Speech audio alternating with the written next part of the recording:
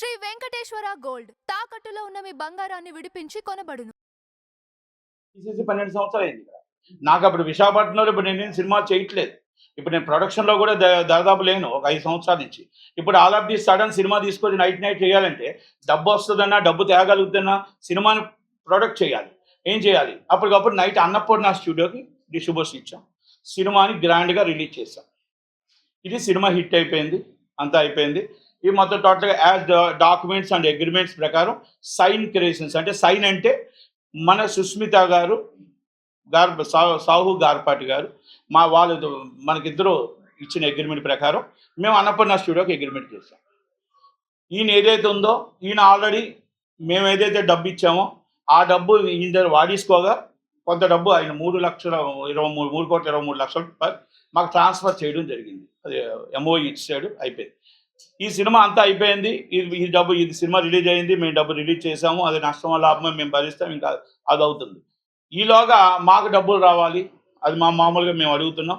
ఈలోగా మనకి ఈ సినిమా నాదే అని చెప్పేసి ప్రచారం చేయడం, ఈయన దిల్ రాజు గారికి బాకీ పడడం, వీళ్ళ అండర్స్టాండింగ్, ఇంటర్నల్ అండర్స్టాండింగ్ మీద మా సినిమా డబ్బులు ఆపేశారు. దాన్ని అన్నపూర్ణ స్టూడియోలో ఆపేశారు. ఇది సత్యనారాయణ అనే వ్యక్తి, బత్తుల సత్యనారాయణ అనే వ్యక్తి ఇక్కడ మొత్తం సో మెనీ ఎగ్జిబిటర్స్ అండ్ ఇక్కడ లోకల్గా 28 కోట్ల దాకా బాకీలు పెట్టాడు. 28 కోట్ల దాకా, ఒకటి కాదు. దొరికిన వాళ్ళు అందరి దగ్గర డబ్బులు దోచుకున్నారు. దొరికిన వాళ్ళు అందరి దగ్గర డబ్బులు మీకు ఎక్కువ ఇస్తాం, అది ఇస్తాం, ఇది ఇస్తాం. ఆఖరికి ఇది స్కూల్ పిల్లల్ని, ఇంకోటి సమాచారం అమ్మిన వాళ్ళు అందరి దగ్గర డబ్బులు దోచుకున్నారు. ఇది మొత్తం టోటల్గా ప్రూఫ్స్తో ఇదంతా. అయితే దీని మీద కొంతమంది, ఇది ఇప్పుడు శిరీష్ గారిని, మేము దిల్ రాజు గారిని లాగడానికి ఏంటంటే, దీన్ని ఆ రోజు సంభాషణలో ఏదో సినిమాని ఆపడానికి ప్రయత్నం చేస్తే నేను మాట్లాడి పోరాడి దీన్ని ఆ రోజు మొత్తం టోటల్గా, అంటే మీకు ప్రెస్ దాకా ఇప్పుడు రాకూడదు అనుకున్నాం. కానీ ఇది నేను చిరంజీవి గారికి కూడా ఎక్స్ప్లెయిన్ చేశాను. ఎక్స్ప్లెయిన్ చేసిన తర్వాత మా డబ్బు కోసం తప్పని పరిస్థితుల్లో ఈరోజు రావాల్సి వచ్చింది.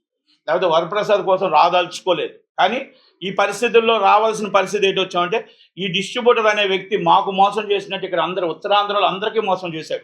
ఎగ్జిబ్యూటర్ నుంచి, డిస్ట్రిబ్యూటర్ నుంచి, ప్లస్ ప్రతి ఒక్కరు విజయనగరం అందరికీ కూడా ఈయన మొత్తం టోటల్ వానపాలెం షాప్ చెప్పి అందరికీ డబ్బులు వసూలు చేశాడు. మాకు కూడా వసూలు చేశాడు. ఇప్పుడు ఒకటండి, ఆస్తి చూపిస్తే ఎవరిమైనా డబ్బులు ఇస్తాము. ఆ డబ్బులు మళ్ళీ డబ్బులు రావడానికి రిటర్న్గా కంపల్సరీ అందరూ జాబ్ తీసుకుంటారు. ఇప్పుడు నటికుమార్ ఒక డబ్బు ఉండదు, 10 మంది డబ్బు ఉంటుంది. 10 మంది డబ్బు మనం 10 మందికి ఇస్తూ, 10 మంది డబ్బు తీసుకొని జాబులు తీసుకొని ఇస్తూ ఉంటాం. ఇది రెగ్యులర్గా సినిమాలు రెగ్యులర్ స్టేట్ ప్రాక్టీస్ ఇది. కనుక దాంట్లో ఈ డబ్బు ఇవ్వకుండా బ్లాక్మెయిలింగ్ మొదలుపెట్టి ఇప్పుడు శిరీష్ అన్న వాళ్ళు, దిల్ రాజు అన్న ఆయన మాకు శంకర్ ప్రసాద్ డబ్బులు ఆపాడు. ఆయన ఆపడం వల్ల అన్నపూర్ణ స్టూడియో మాకు డబ్బు ఆపారు. ఇది ఈ చైల్డ్ లింక్ వల్ల డబ్బు ఆపారు. ఈ డబ్బులు ఆపడం వల్ల ఏమైంది, మార్కెట్లో ఇబ్బంది పడ్డాం.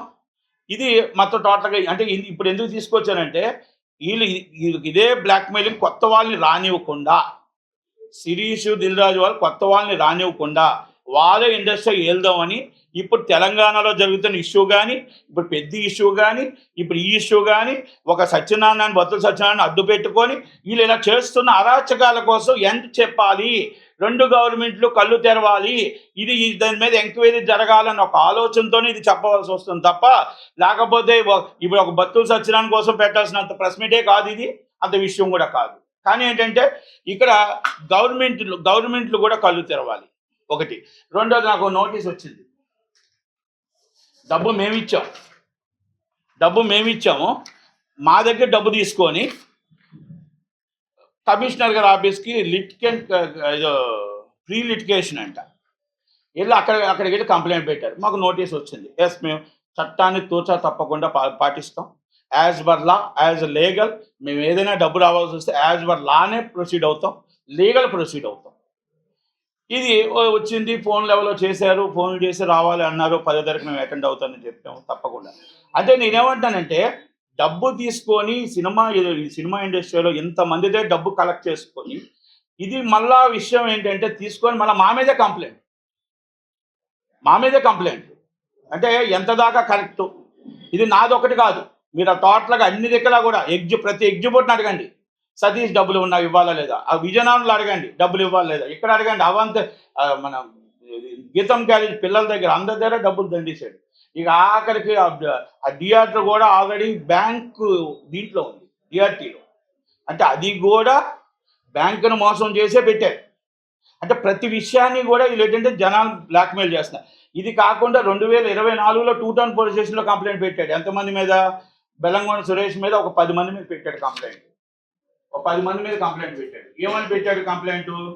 ఇలాగ నేను అందరికీ డబ్బులు బాకీ ఉన్నాను, నాకు టైం ఇస్తే కొంచెం ఇచ్చేస్తాను అని చెప్పేసి కంప్లైంట్ పెట్టాడు 2022. అంటే ఇది స్ట్రైట్ ప్రాక్టీస్ ఇది.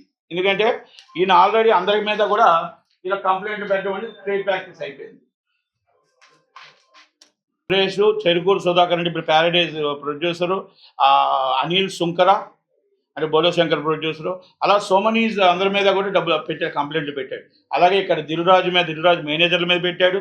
అంటే ఎవరికి డబ్బులు ఇవ్వాల్సి వస్తే వాళ్ళ మీద కంప్లైంట్ పెట్టి వాళ్ళని ఇంకా భయపడతారు కదా పోలీస్ స్టేషన్ కంటే, ఇక భయాన్ని భయభ్రాంతులు చేయడం, ఇక దాన్ని కూడా వాళ్ళు ఎవరైనా ఇక్కడ లోకల్గా వచ్చేటప్పుడు ఏమవుతుందంటే భయం పడతారు. భయపడితే అమ్మ పోలీసులు అంటే మనకెందుకు ఈ కేసులు, మనకెందుకు ఈ బాధ, ఉదయం లేస్తే మనం బతుకుతున్నాం కదా మనకెందుకని ఆలోచనతో కొంతమంది వెళ్తారు. నేను అడుగుతున్నా కమిషనర్ గారిని కానీ నేను రిక్వెస్ట్ చేస్తుంది ఏంటంటే, మీరు పెడుతున్న స్పందన బాగుంది, మీరు పెడుతున్న కార్యక్రమాలు బాగున్నాయి, మీరు చేస్తున్న ఆలోచనలు బాగున్నాయి, ఇద్దరు పక్కన కూర్చొని చక్కగా సెటిల్ చేయడం అన్నీ బాగున్నాయి. కొంతమంది దీన్ని ఆసరాగా తీసుకుంటున్నారు, కొంతమంది దీన్ని విజయంగా తీసుకొని దాన్ని బయటికి చెప్పడం ఏంటంటే మేము లోన్ ఏం చేస్తామని బెదిరించి చాలామందికి డబ్బులు ఎగ్గొట్టడానికి ప్రయత్నం చేస్తున్నారు, అంటే భయస్తులకి. దాన్ని ఒక్కసారి సిపి గారు చూడాలి, ఆలోచించాలి. ఎందుకంటే is the document and verification immediate అది డాక్యుమెంట్ వెరిఫికేషన్ చేసి ఇది కరెక్టా కాదా ఒక్కసారి చెక్ చేసి బోత్ పర్సన్స్. ఎందుకంటే ఇప్పుడు కంప్లైంట్ ఇచ్చారండి, నేనే కంప్లైంట్ ఇచ్చాను, ఎవరి మీద చిరంజీవి గారి మీద లేకపోతే ఎక్స్పైజెడ్ సెలబ్రిటీస్ మీద ఇచ్చేసా అంటే వాళ్ళు పిలిచేస్తారా? సాక్ష్యాధారాలు అవసరం లేదా?